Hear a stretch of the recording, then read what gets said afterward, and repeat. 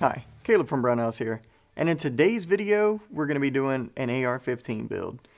This one in particular is going to be more geared towards competitive shooting, so think things like maybe tactical games, Gunfighter Gauntlet, different stuff like that. So with that being said, I know a lot of the AR15 builds we do are mostly more towards duty use, so this is going to be a little bit different. What we're going to be doing, we're going to be building one that is in 223 556, and we're going to be going somewhat lightweight. We're gonna save some weight where we can without compromising any durability, and also we're going to be putting on a good optic. We're going to be running this Trijicon Credo LPVO that is already mounted in some Midwest Industries rings. So this is already set up and ready to go. If you want to see a video on how to mount an optic, because we're going to be skipping over that, go check out the video. We got one on how to mount an optic on an AR15, and it's very beginner friendly. Okay, so receiver sets. I am just using mil-spec upper and lower receivers, so you can use your preferred receiver set for this, so no big deal there. And as we go through the build, I'll kind of tell you about the other components. And we're going to try to move pretty quick through this because we have a full, very detailed AR build series already out there. So if you want to see something in detail that I kind of glanced over here, go check that out. So let's just go ahead and get started. And we're going to get started with our lower receiver. And the tool we're going to be using for our lower receiver is a Midwest Industries lower receiver vise block. We're just going to put both of those in our vise. And the vise we're using is a Brownells gunsmith vise. Alright, and as you can also see here, we already have our bolt catch and our pivot pin installed, but that's it. Everything else we'll be installing right now. Alright, so what I like to go ahead and do, I usually like to install the mag catch before the bolt catch, but since the bolt catch is already in there, let's just go ahead and do the mag catch. And I have just a standard mil-spec for the side here. And then, here we go. And then on the opposite side, we're going to be using the Magpul extended magazine button, magazine release button, or catch button, or whatever you want to call it. Alright. And what this is, it's actually very similar to your standard button as far as the base goes. And it has this extended piece that mounts right on top of it. So let's go ahead and see what that installation looks like. And what I'll do, actually, let's just kind of turn this around so you get a better view of it. So I'm going to take this and I'm going to use something else. If I have a nylon punch in here, which I believe I do, we'll use this to put tension on our button. Yep, so, alright, this just goes right in. And if you notice, there's a piece protruding here that's going to face outward. And you're also going to need your spring. That goes on first, then the button. And we're just going to push this in as far as it will go. And then turn the latch on the opposite side here.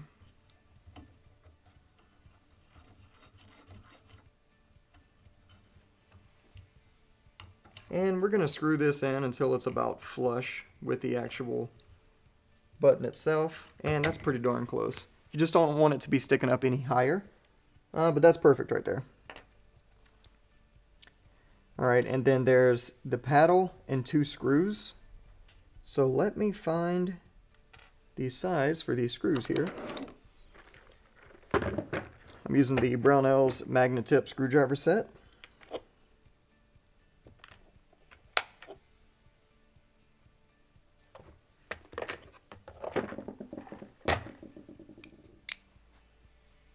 And we'll just set the paddle on top.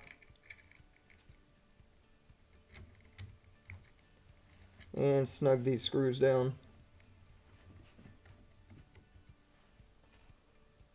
And Magpul does put a thread compound on here. So I'm just going to snug them up and then they shouldn't go anywhere.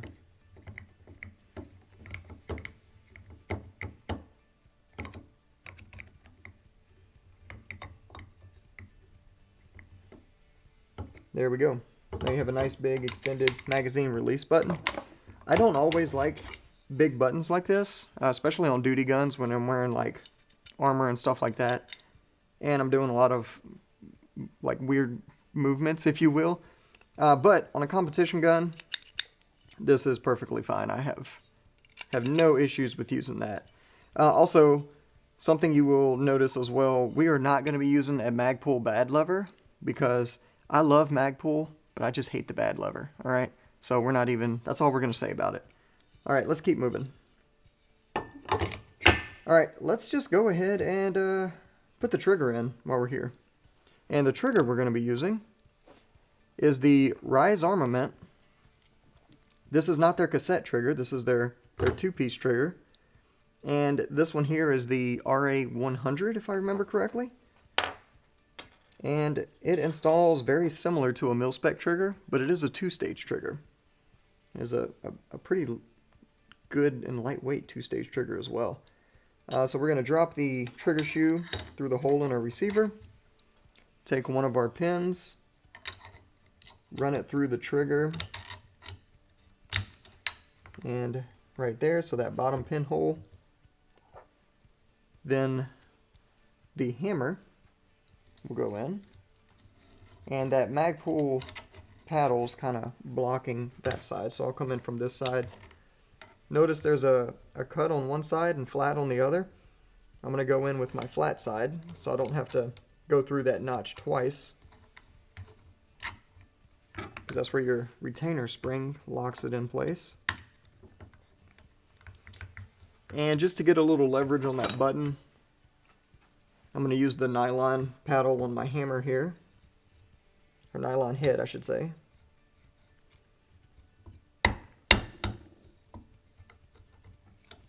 And it's getting caught on that spring, so I'm just going to give it a little persuasion there.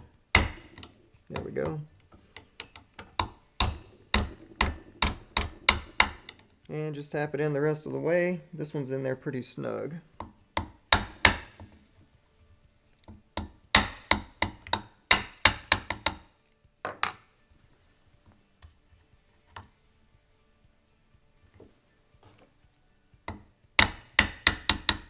There we go.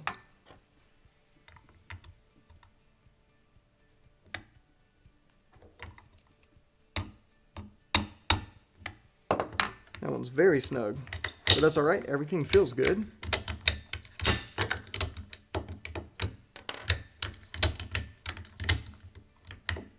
Alright, and I'm just kind of doing a function check here.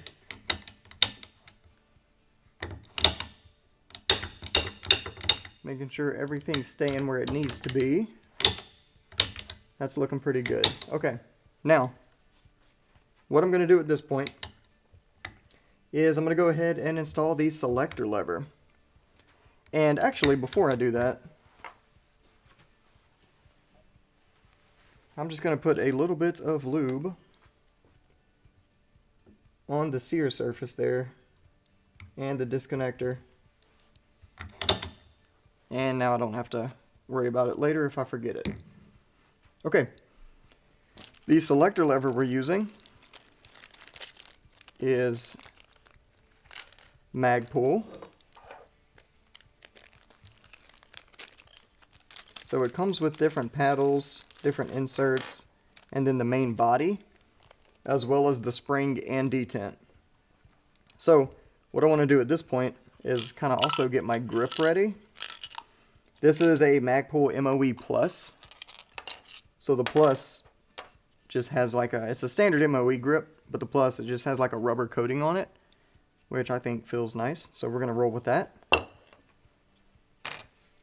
And if you notice your selector main body here, there are detent channels on both sides, whereas typically, especially with your mil-spec ones, you only see them on one side.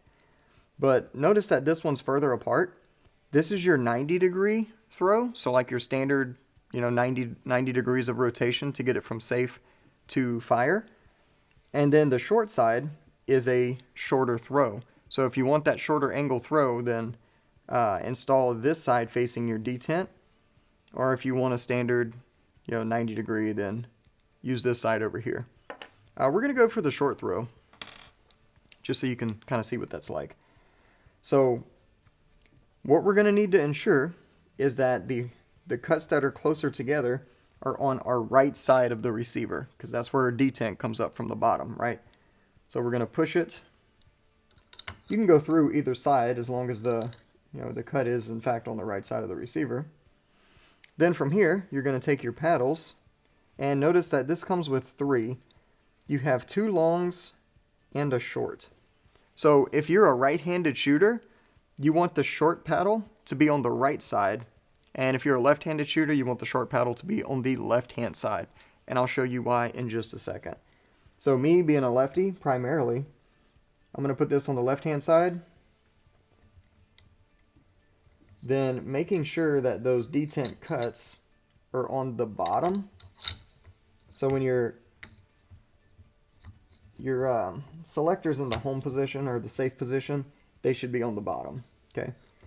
Now, I'm going to take we'll just go ahead and install this side fully. So you have these inserts right here. They come in both black and red. These are what keep the actual lever itself to the main body. And you just take this and push it into place.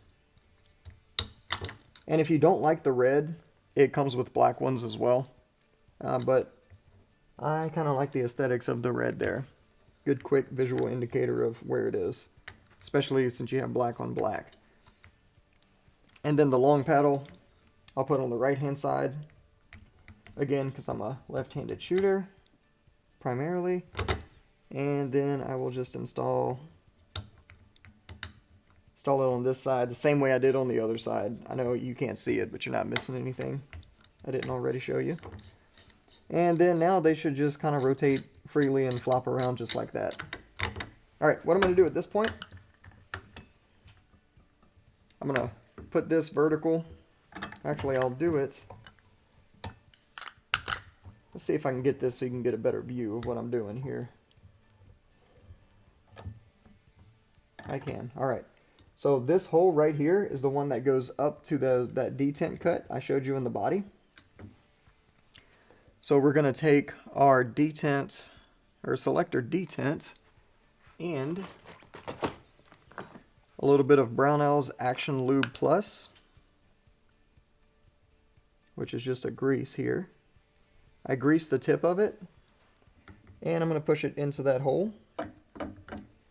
And now it's not going to fall out that hole while I'm, installing it, and also it lubricates it. And I will take the spring. I'm going to dip the end of the spring in grease too, but not to lubricate it. This is just to hold it inside the grip while I'm manipulating it so it doesn't try to fall out on me, right? See? There you go. All right. Now, I'm going to stage my screw into my driver and just kind of get this ready to go here. Put it through the hole just like that. And then now I'm ready to install the grip. And I'm just going to go onto the tang here. And I'm going to get this screw started, and then I'm going to turn this for you.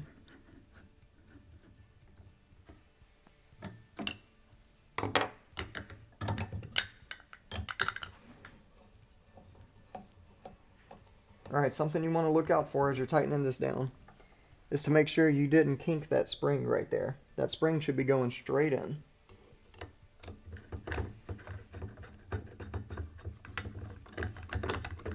And we just snug our grip up nice and tight. Put our base plate back on the grip. And now we can function check our selector. Alright, and I showed you why I was installing the short lever on the left side for a left-handed shooter, so that when I rotate this selector lever, notice how it's just barely contacting my hand right now. If I would have used the long lever, it would have been digging into my trigger finger. Now, it's not that dramatic, but they did relief cut it, so it's not that big of a deal. But it is noticeable, and honestly, it's not that big of a deal, but it's great to use the short lever there, so you don't even have to worry about it. It's just a small quality of life thing, if you will. All right, let's go ahead and put on our trigger guard. And oh, before we do that, I mentioned we were gonna function check it here. Just make sure it snaps from one position to the other. It's not, you know, sluggish and sticky. And then on safe, you should be able to pull the trigger and nothing happen, right? And then on fire, it should fire. So, looking good there. We'll do another function check once the rifle's assembled. Okay. Where was I? Trigger guard. Alright, so we are using a Magpul trigger guard. And this literally just fits right onto the bottom here. And it is a snug fit.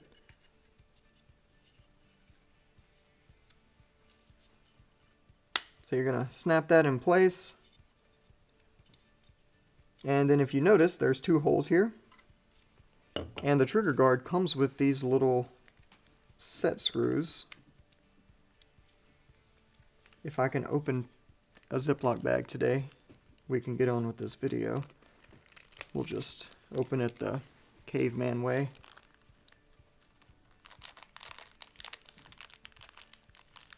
Alright, it comes with 3 set screws, but you only need 2. Alright, so we will find the appropriate driver size here, which the one in my Magnatip set, my smallest one, is too big, but that's okay because I have a standard set here.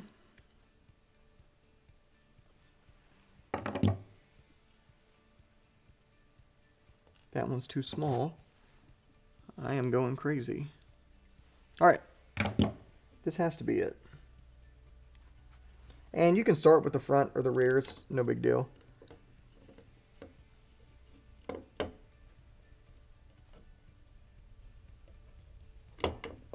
And you're just going to screw this in.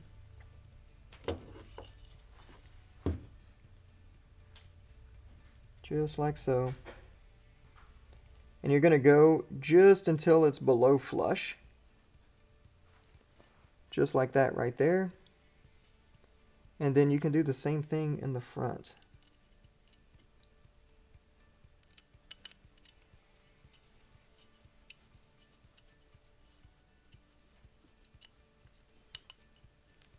I'm going to transfer this to the vise here. And it does take, you're going into plastic, so it does take a little bit of downward pressure to get it started.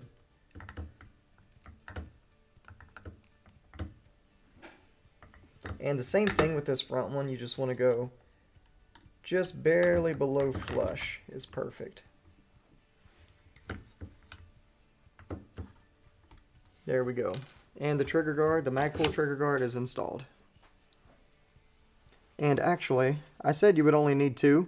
We're going to use all 3 because we're going to, one of these holes, notice this hole in the front right here, does not go all the way through. But this one in the back does go all the way through.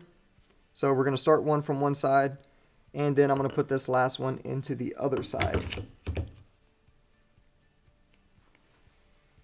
Just like this.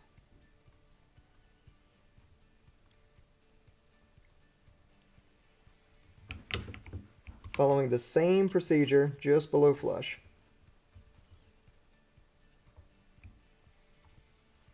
There we go. Alright.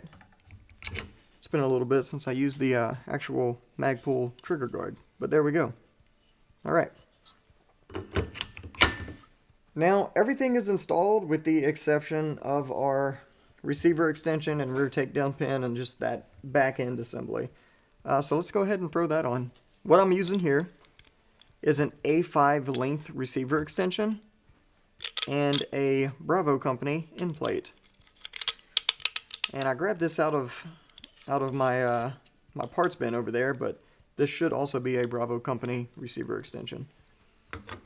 Alright, so we're going to get it started.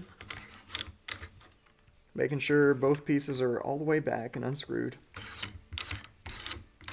And I'm going to take my buffer retainer spring and detent, put them into the hole, and capture it with the buffer tube here, or excuse me, receiver extension. And let me kind of see where I want to be. That's a good spot right there. Alright, so now I still need to install my takedown pin. So I'm going to take it, and I'm going to put it in from this side, and I will turn this so you can see what's going on. Alright, all I did was take this pin with the groove facing the rear, and just kind of insert it in there. Now I have a takedown pin detent. Again, I'm going to put a little bit of Action Lube Plus on it. And also what you can do is turn this in just a little bit further to get that end plate out of your way. Put that in the hole. And I'm going to do the same thing with the spring. Right in the hole. And I'm going to turn, press my end plate in, being careful not to kink that spring. Then I'm going to tighten my castle nut by hand. Alright.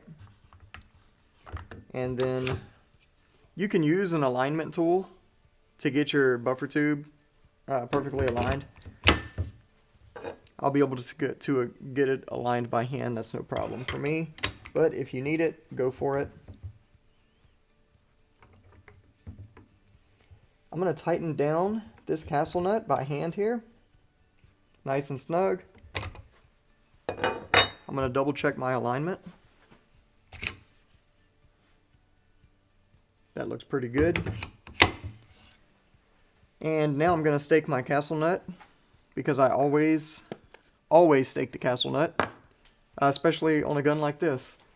And if you have a castle nut that's not staked and you say it hasn't come loose, that's cool. I'm really happy for you that it hasn't come loose yet, but they all come loose if you actually use your gun. So that's it's bound to happen. Now, to stake this castle nut, I'm using a Sons of Liberty Gunworks punch. I'm using the 50 degree, just because only the 50 degree, because that's the first one I grabbed. It's no big deal if you use something different. But I'm just going to come into my end plate here, next to this notch in the castle nut, and I'm just going to move some metal.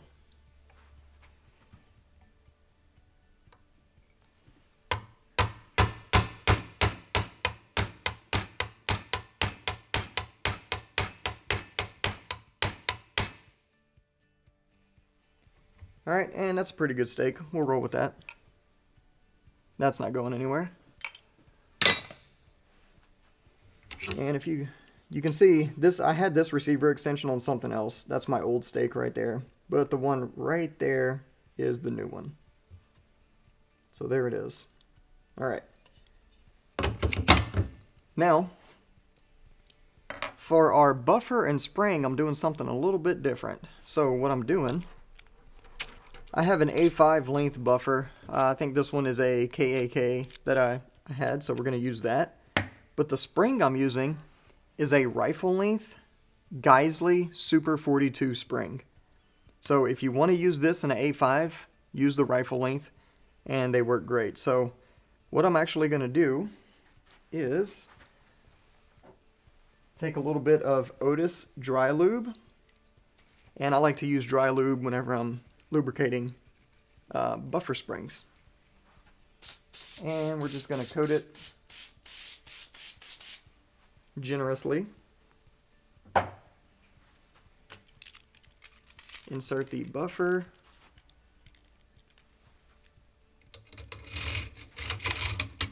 And push it in there. Okay. Now for the stock, we're using the Magpul. This is the DTPR. so that it uses that new tension system that they have that I like a lot. It works really well. And then this is more of their precision setup, simply because it has like a bag rider on the bottom, which is great. So for a gun like this, when you have no idea what your shooting position is really going to be, this is a really good option.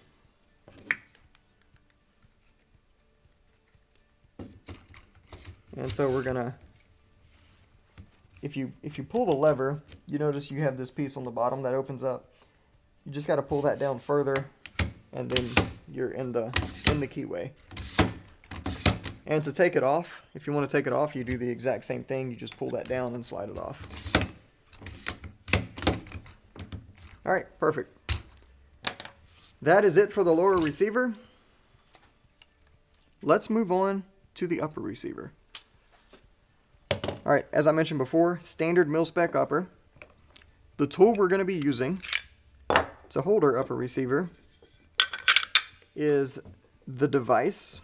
This is the Mark 1 Mod 0 device from the device manufacturing. And we're just going to pull the switcheroo in the device here. Now, the device is great, and it's especially great whenever you have a tight fit already in your barrel extension and your barrel extension pin, which that looks pretty dang good. So that's going to be good. All right. So we're going to stick with this tool for this. Also, I want to note, I did already previously lap this upper receiver. If you want to know about lapping an upper receiver, we have a great video on that as well. So we're not going to show that process in this video, but just know we are using a lapped upper receiver. Okay. Now, at this point, I'm just going to go ahead and install my dust cover. We're using a Magpul dust cover, and these are super easy to install. You just turn the lever and pull it back so you have clearance in that pin right there, if you can see that. So what I'm going to do is I'm going to start the back end, and I'm going to pull this lever out of the way. So I'm going to try and do this so that you can see it as well, but it's a small lever, I have big fingers, it's a whole thing. But I'm going to rotate it and pull it back. And that's it. So it's just that little spring-loaded lever right there. And the dust cover's on. Cool. All right. Now for the barrel we're using, this is a Brownells barrel. This is their pencil barrel, 223 Wild. This one's a 14.5 inch, so I should have kind of led with this. We are building an SBR. If you want to stick with a 14.5 inch, you can use a pistol brace. If not, you can use a 16-inch barrel for this build. There's absolutely no reason why you can't build this same gun with a 16-inch barrel. But 14.5 is what we chose for this. All right, so with that being said, we're just going to take this barrel, and this barrel is chrome lined and phosphate coated. Just a really good, durable barrel. I'm going to put some Action Lube Plus on my barrel extension.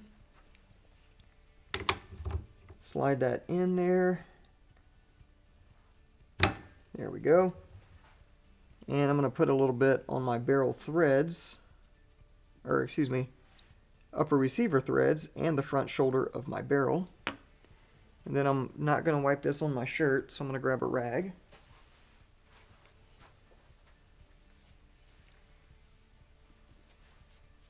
I don't know, maybe I should start wearing my gunsmith apron again. I don't know. If you've made it this far in the video so far and you think I should, put it in the comments. All right. Now, other things we're going to be using here. I'm getting ahead of myself. Way ahead of myself. All right. Barrel nut. So, I can't really talk about the barrel nut without talking about the handguard. We are using a Midwest Industries. This is their lightweight handguard. So, I mean, I wish you could feel this thing, how lightweight it is. But it's very similar to their standard handguards, except they removed more material from it just to slim it down. So instead of having a full-length pick rail on the top, you have M-LOK, but you have pick in the back and the front. So, yeah, let's just install this barrel nut. This is the barrel nut that comes with it. So we're going to slide this on, thread it all the way down, and using a wrench, we're using a Midwest Industries wrench here. I'm going to tighten it down, nice and snug. I'm going to go pretty tight by hand. Then I'm going to back off and go to snug again. And at this point, I'm going to torque it down. And I think for this, I'm going to go to, let's see, let's just say 65 foot-pounds.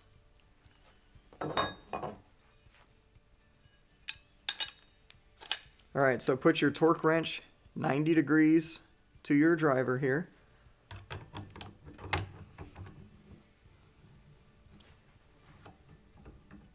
And we can find, there we go. And now we tighten it down until we hear and feel it click.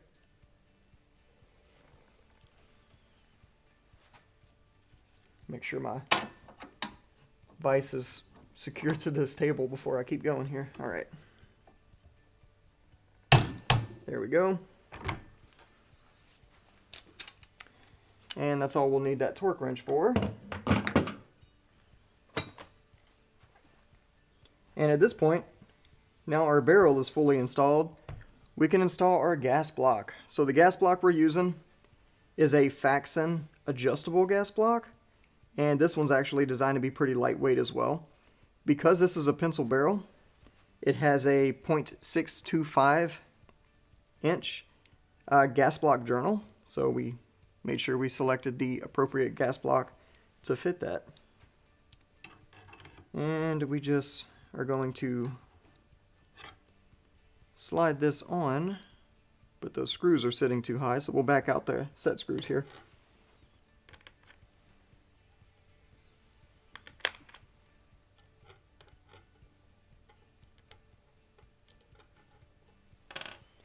And I don't typically use thread locker on those screws because that gas block gets so hot anyway that it doesn't matter.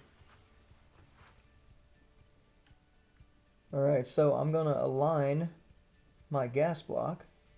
And I'm actually doing that by looking at my gas tube going into the receiver. So if you move your gas tube left and right, you can see it kind of hit the wall on the left side and the wall on the right side. All I'm doing is just putting it between those two walls. And then I'm going to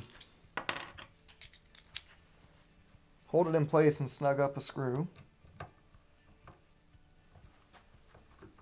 And I felt it move a little bit, so I'm going to fix it.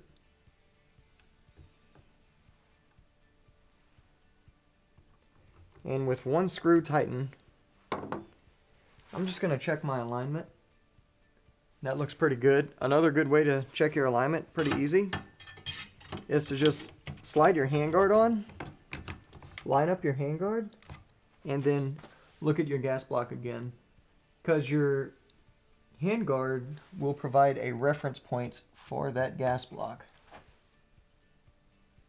And it's pretty darn close. I mean, as far as center goes. And this handguard is actually almost touching that gas block too. There's just a little bit of clearance there, but there is clearance. Alright, so I'm going to tighten up the rest of these screws. And of course you can dimple this barrel as well. You only need to dimple it for one screw if that's the route you decide to take. And then the most bomb-proof method would be to drill and pin this gas block to the barrel. Okay, gas block's on, handguard goes back on.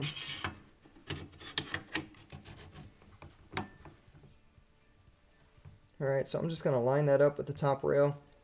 If you wanted to, you could take an optic mount, throw it on there to bridge that gap, and tighten it up. And then tighten your handguard on to make sure it's lined up. But we can do it just by eyeballing it as well. Alright, so I put my Midwest Industries lock piece in. Now I'm putting my screws in. We'll torque these down as well.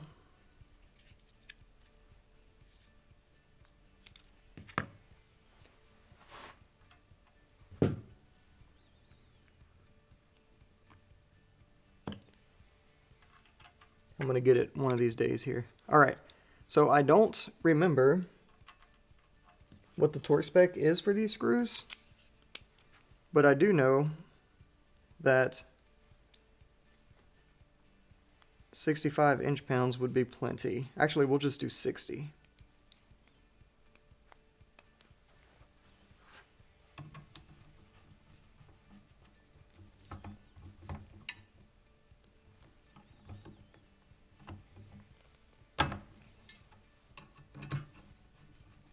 And as I was tightening them down, all I was making sure, I was just looking at my handguard, making sure that was still aligned with my upper receiver.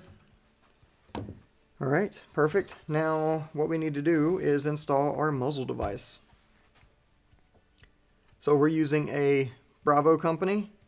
This is the Mod 3 flash hider. I'll just throw on my crush washer and my flash hider.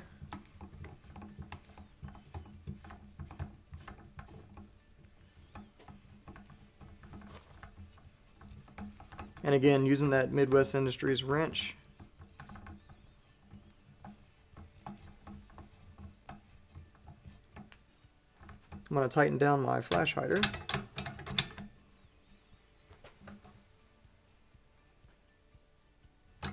And just making sure that the main port is on top and the flat is on bottom. Or flat, it's round. The contour, the solid part is the word I'm looking for. Making sure that's on bottom. Okay, now let's go ahead and take this out. Bolt carrier group we're using is the KAK K-Spec. So it's very similar to like a sand cutter type setup. But this one does not have the downward vents in it. That's just really not a feature we needed for this build.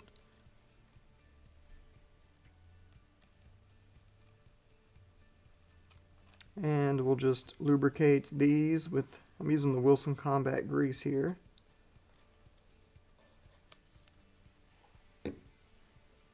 Alright. Charging handle. We're using the, this is a Rise Armament. This is the 220 charging handle. And I'm just going to lubricate this as well. This is an Ambidextrous charging handle. And this is actually my first time using it, so excited to see how it feels. Insert the charging handle into the upper receiver. Bolt carrier group goes in. Just like so.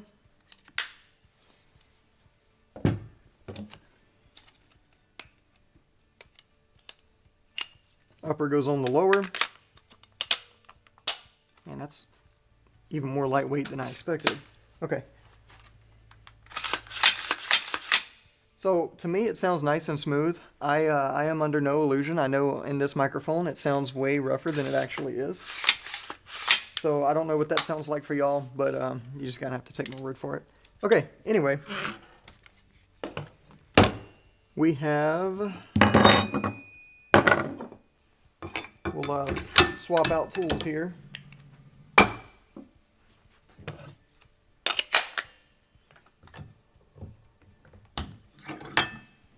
Alright, so now let's do a quick function check of the actual firearm.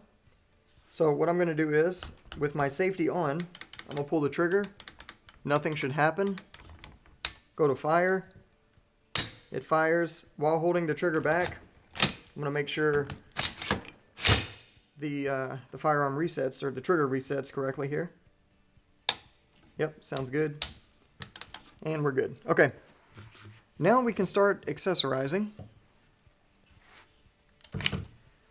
And we'll put the optic on. We'll just go ahead and put the optic on now. So that Trijicon we talked about earlier with that Midwest Industries mount. what I'm going to do is just find my eye relief.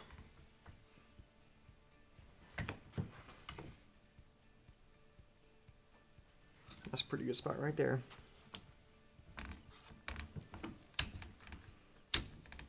And let me point out what I did here when I mounted this real quick. Alright, if you notice there's a little bit of back and front play in the optic, you want to push it all the way forward before clamping it down. So that whenever you're shooting the firearm, inertia is keeping that optic pressed up against that lug on your rail. Alright, so let's see here. So we have an angled foregrip for M-LOK from Magpul. All of these accessories are going to be Magpul. We have a Barricade, and you have this spiked portion here. This is actually steel. It appears to be steel. I believe it's steel. I have a magnet. We can find out. Yep, that is steel. And it is keyed into this polymer housing.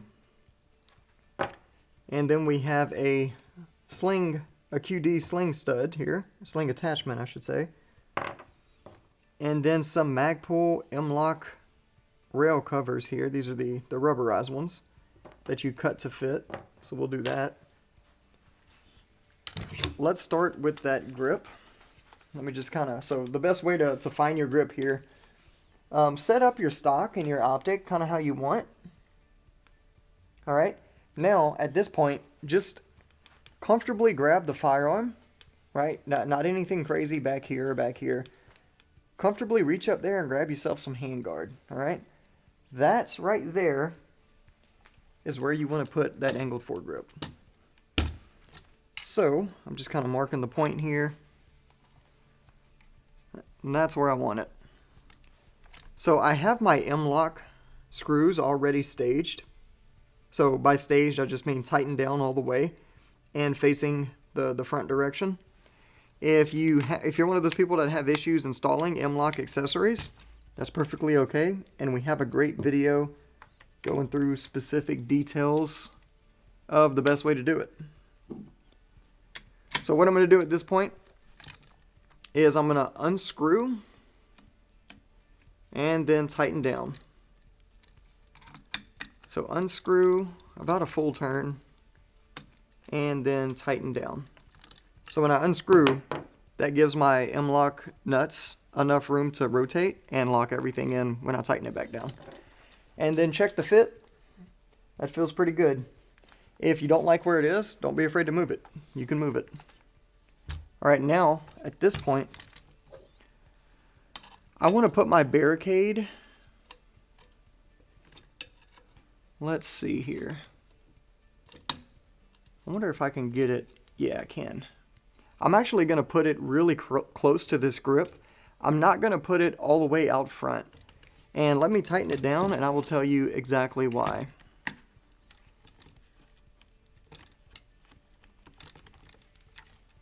Alright, same thing, unscrew, and then tighten down. Okay, so, the reason I didn't put my Barricade as far out in front as I can is because whenever I'm actually bracing on a barrier and shooting off of it, I want my handguard to be what hits that barrier, okay? I don't want my muzzle on that barrier, because I'm sure you can see my barrel flexing right now under the weight. You want that handguard on that barrier. All right. So set your give your handguard enough room to actually rest up on something when you put your Barricade on. Now at this point, I'm just going to throw my hand back on it, and that's going to tell me exactly where I need to put my rail covers. So I'm just going to run 4 slots on each side in the same position. Okay. Now, here's something that's tempting, but you don't need to do it. I'm going to count out 4 slots. 1, 2, 3, 4. And you can put the whole thing on there if you want, but I'm going to cut it. I'm going to cut it right there because I don't need it's not doing anything. The less you have on these on there, the easier it is for your barrel to breathe. Alright, so you don't have to, just because you have a M-LOK slot there doesn't mean you have to put something in it. It's perfectly okay to leave those open. Now, let me see if I have some scissors up here or something I can cut this with. I have some cutters here. I don't know how well these are going to do, but we're about to find out. 1, 2, 3, 4.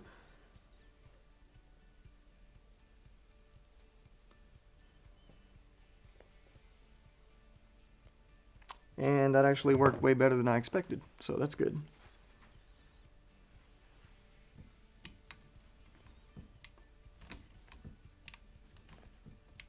And you literally just press these into the slots. And I'm going to do the same thing on the other side.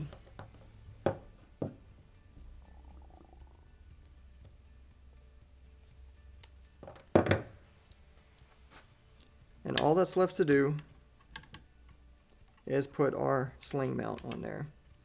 So the Midwest Industries Handguard has a built-in sling mount. It's in the back right here by the receiver. I don't really like my sling back there. I like my sling to be further out front, which is why we're using this mount that is somewhere right here.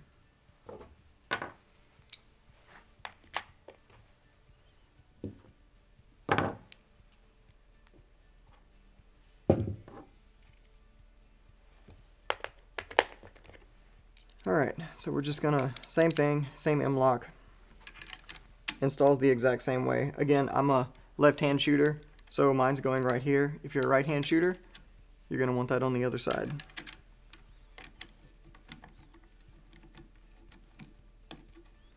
And I haven't selected a sling for this build yet, but it's a pretty good guess that it's probably going to be a Magpul sling. And we are finished, 100%. Alright, so there's our competition AR build. Nice and done. So all we need to do now is just kind of hit the range with it. We're not going to do that today, but maybe you will see that in some future content.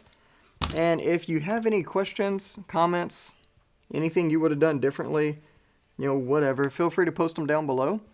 And if you've tried some different setups in competition, post those down below as well, because it's really good for people who are new at this to see what works and what doesn't for those of you who do have experience. And as always, if you need help with anything for any reason ever, feel free to give us a call on the tech line. We'll be happy to help you out. Thanks for joining us, and we'll see you next time.